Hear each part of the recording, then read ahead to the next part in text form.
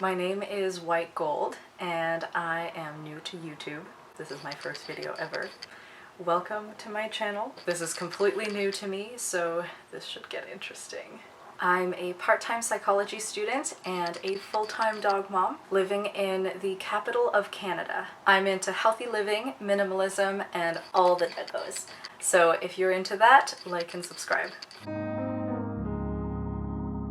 So my mood is dependent on three very important factors.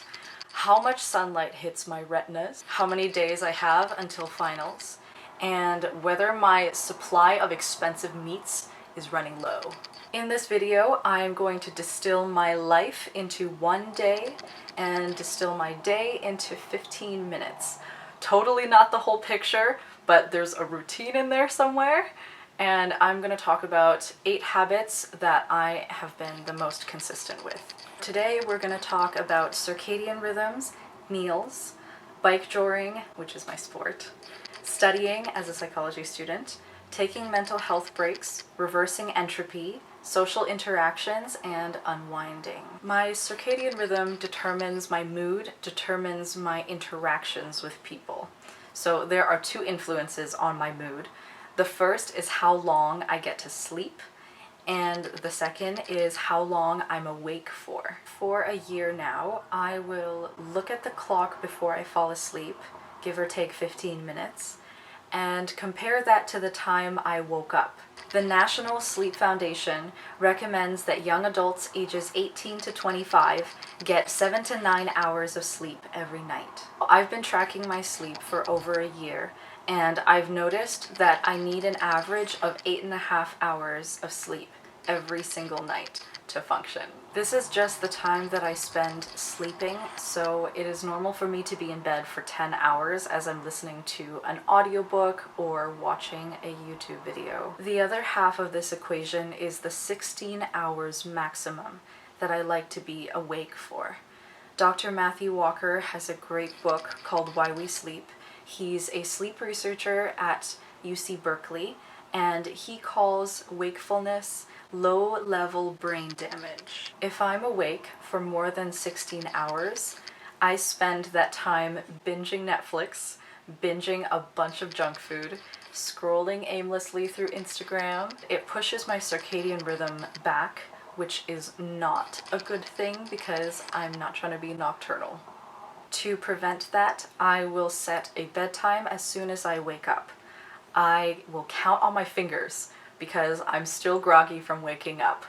I'll go 1 hour until 11 a.m., 2 hours until 12, 3, 4, 5, 6, 7, all the way to 16 hours at 2 a.m., and that is my absolute latest time that I will go to bed. Once I have my bedtime, I will grab my phone, scroll down to my alarm called Phone Down, and I will input my bedtime. If I end up going to bed earlier, I will just turn off the alarm. I know we all live busy lives, but a quick way to improve your mental health is just to sleep until you wake up naturally. No alarms. Not everyone, but everyone I've met in university is a walking experiment on sleep deprivation. I've tried it out. It's not for me. It's not good for you mentally, physically, socially. For your sanity and the sanity of others around you, be mindful of your circadian rhythm. Growing up, I watched models do the catwalk. And I played with Barbies just like everyone else. In high school, I developed an unhealthy mindset around food. I saw food in black and white. There's good food, there's bad food, calories in, calories out. It wasn't until I read up on nutrition and watched wholesome YouTube videos that I realized 2 things. 1, I'm nowhere close to being alone in having a bad relationship with food. And 2, it is easier to change my mindset about food than my weight. As silly as it sounds, at 19 years old, I relearned how to eat. I focus on flavor, the experience of eating. If I'm intuitively craving something, And if a certain food leaves me feeling worse than before I ate anything, here are the new rules.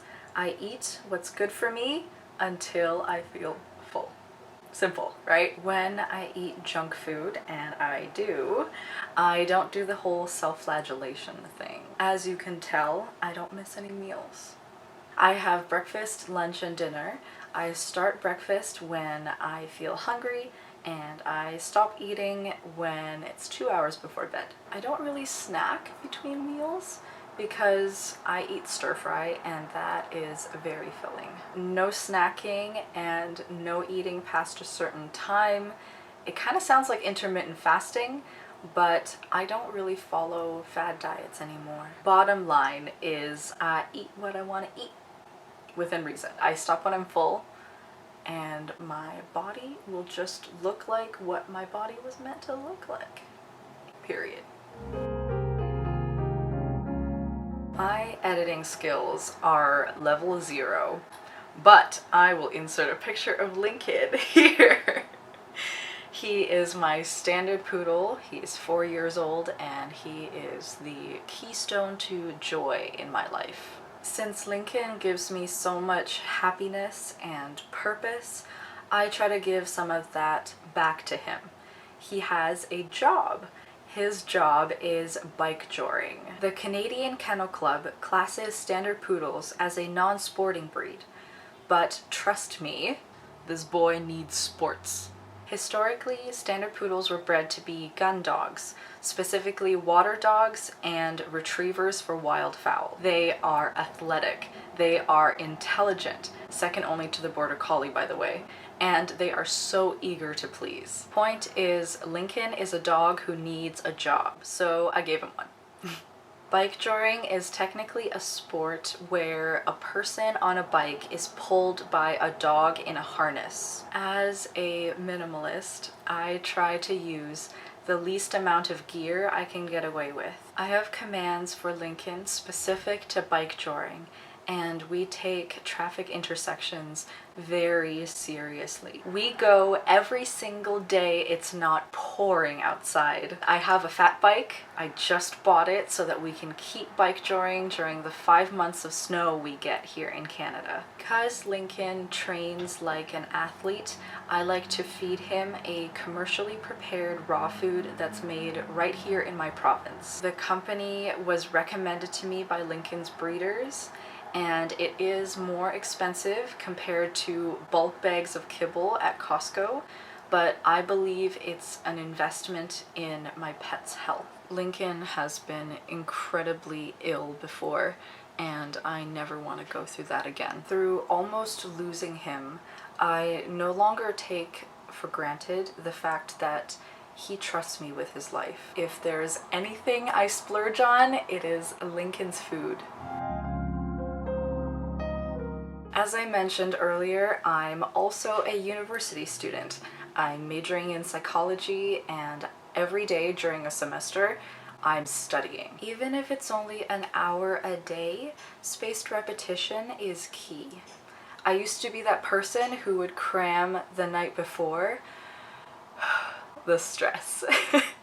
Never again. You might be thinking, psychology sounds easy. We use it every day, we use it with every person we talk to, but studying psychology is different. It's kind of like studying for biology. We have jargon, we have theories described in jargon, which I have to take the time to translate into colloquial English so that I can apply it on the exam. Psychology is just as much a science as it is an art. So we have stats and research methods and a lot of math. For example, I just took psychopathology, and we had to read up on the criteria that was necessary and sufficient to meet the diagnosis for different psychological disorders. There's this fun thing called medical student syndrome, where you diagnose yourself with disorders you don't have because you're reading up on them, and I guess because you have too much empathy. So actually, psychology is not an easy major. It's easy for me though. I absolutely love it.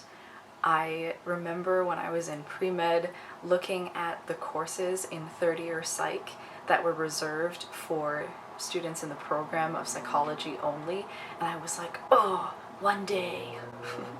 Still, I like to stay organized and stay on top of assignments and tests, prepare for those things 2 weeks in advance. But let's be real, school is work, especially if you want to do well in post-secondary, which brings me to my next point. Taking a break is not something where I feel the benefits right away, but if I don't take them, I will feel the consequences long term. If I don't drink water throughout the day, I start to channel Andrew's hormone monster. As a small Asian woman, that voice in this form is upsetting. If I don't get up to stretch regularly, I channel the Hunchback of Notre Dame.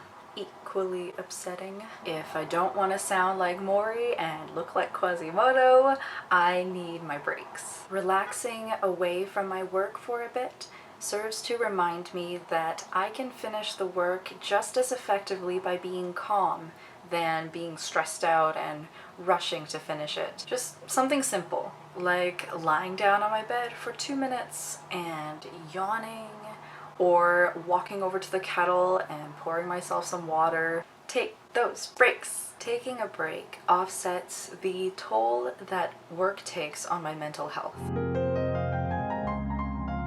Wikipedia and my grade 12 physics teacher taught me that entropy in an isolated system always increases, never decreases.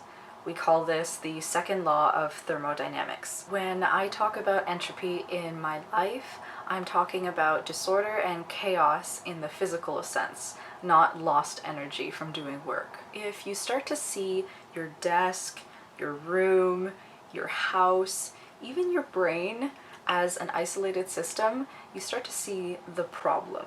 As you're doing work, the energy that you're putting in only goes to making your space disorganized. To reverse entropy, I raise you one Marie Kondo. Clutter sparks no one's joy.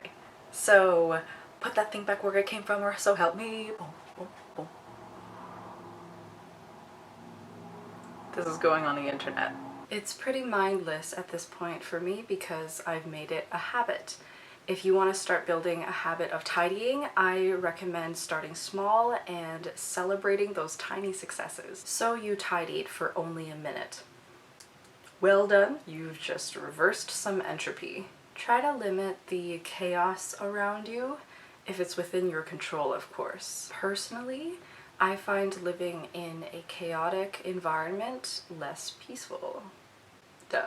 If the bedroom is a mess, if my schedule is crazy, then I'm less able to concentrate and I experience more negative affect, which is psychology speak for bad emotions. I know you're supposed to tidy your entire apartment all at once, but I really like doing mini declutter projects on the weekends, and even if it's just like a stack of papers that took up all of 1/2 centimeter on the shelf. Any entropy you remove from an isolated system helps the system function better. Same thing goes for my brain.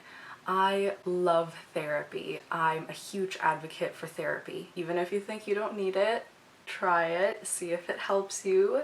Just remember that therapists are people too, and it took a while for me to find someone that I click with.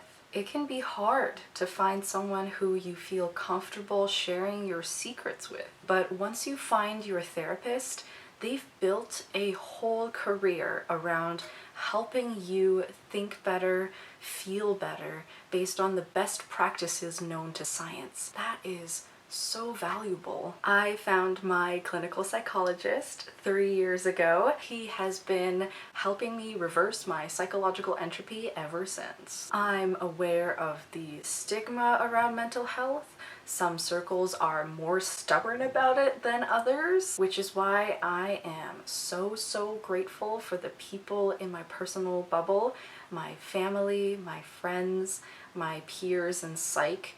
They all really see the value in therapy and they support me in improving myself.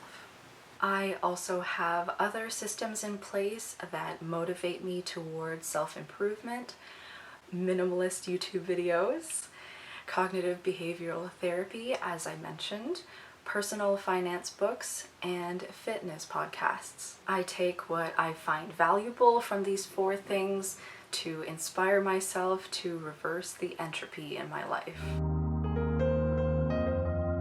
So, how much social interaction do we really need on a daily basis? I wish there was a specific number, like 1.7 hours a day, but I haven't been able to find anything on Google Scholar. I can only speak from personal experience. To give you some context, 我的名字是白锦.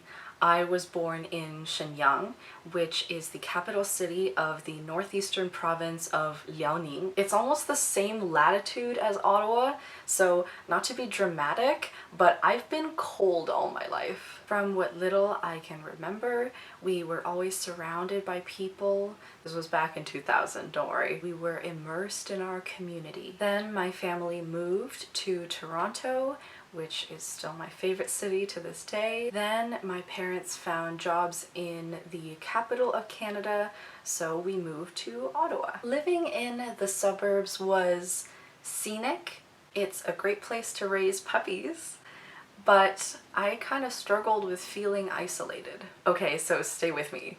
Imagine you have a scoreboard of needs, like the ones that Sims characters have, and there are meters for hunger, bladder, and social. Virtual interactions don't fill up my social meter like interactions in real life do. We live in an age where more people are living alone than ever before because they can afford to. But our brains didn't evolve to live in isolation. I think we can all agree that texting is not enough to capture the full spectrum of benefits that we get from an actual conversation. We need the unprocessed version.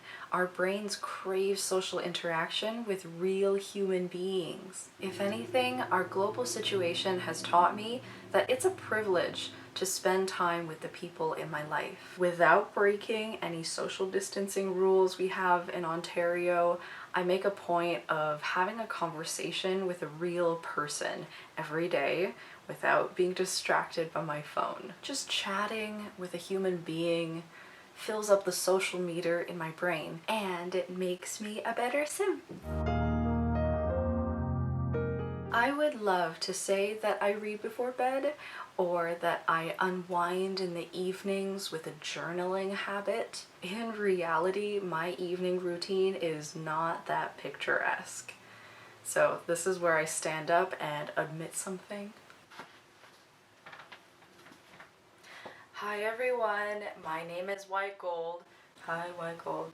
And I'm an addict to YouTube, Instagram, and Netflix. What up? I'm Gen Z. I don't have TikTok though. Am I still qualified? I like to unwind in the evenings in a way I can only describe as learning lazily before bed. My evening routine starts when I put down the ice cream. I brush my teeth. This is my toothbrush. It's made of bamboo, as you can see. Then I change the lights to evening setting. I'll walk around and turn off all the ceiling lights and turn on the lamps. Low lighting gives the apartment hygge. By minimizing the amount of light I'm exposed to, my brain can start to secrete melatonin, which is the sleepy hormone. I get comfy in my PJs and do a skincare routine. This is Nature Republic's aloe vera gel. It is 92% aloe vera. It's the real one. You can tell because it's embossed on the top. I also like to brush my hair in the evening. just to make it nice and silky. Voila! After all of that, I will browse YouTube and passively learn about something or check Instagram. I avoid content that is inflammatory because I'm trying not to have as many nightmares. I save that for the day. You might be thinking, how is going on your phone minimizing light? First of all, it's not. I'm working on it. And second of all, you gotta work with what you have. I do aspire to wake up with the sun and go to bed at sunset one day, but I'm not there yet. If you're between the ages of 18 and 25 and you do that, I applaud you.